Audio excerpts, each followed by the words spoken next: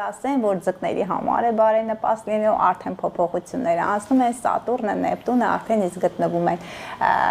Խոյի կենդանակերպում, Սատուրնը մայիսի 25-ից է անցել Խոյի կենդանակերպ, 2-2.5 տարին անեղացնում է ձկներին, երկորյակներին, կուրծերին եւ աղեղնավորներին։ Սիրելի ձկներ, ձեզ հնարավորություն կա երեխա ունենալու, կույսերն էլ կարող են ունենալ,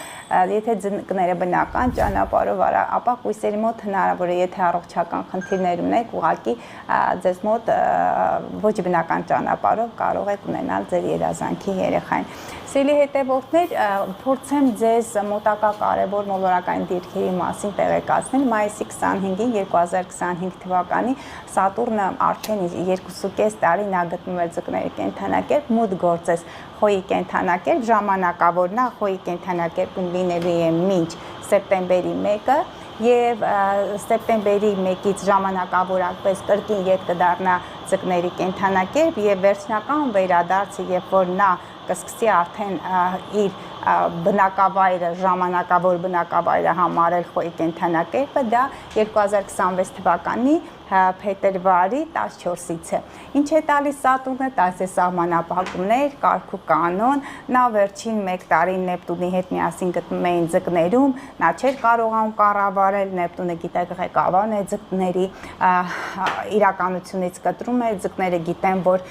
շատերի մոտ շատ խնդիրներ կար եւ հոգեսոմատիկ հիվանդություններն էին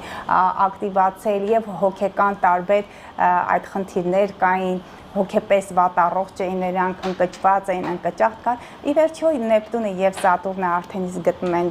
Խոյի կենդանակերպում, Նեպտունը անցել է Խոյի կենդանակերպ 2025 թվականի մարտի 30-ից, նա մինչև հոկտեմբերի 22-ը գտնվելու է Խոյի կենդանակերպում։ Դե սիրելիներս, փորձեմ ձեզ կանխատեսումներ անել, հենց այդ ժամանակահատվածի համար հասկանաք ինչպես կարգավորեք ձեր գործերը։ Սիրելի խոյեր, սկսենք ձեզանից, Նեպտունը, Սատուրնը ձեր կենդանակերպում, ասում եմ, Սատուրնը մոտ 30 տարի առաջ է եղել այստեղ, նոր տպավորություններ, այսպես, գիտեք, ինչպես 7-րդ երկնքում լինեք, Նեպտունն էլ է այստեղ, բայց ուշադիր եղեք, որ իրականությունից չկտրվեք, սիրելի խոյեր, որովհետև Սատուրնը չի սիրում, երբ որ իրականությունից կտրվում են մարդիկ։ Ինչ կարող է լինել,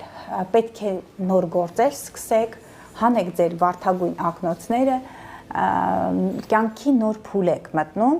Նեպտունը Խոյի կենդանակերպում լինելու է մինչև 2038 թիվը, 2011-ից մինչև 2025 ձկներում, իսկ 2025-ից մինչև 26-ից մինչև 2038 թիվը նա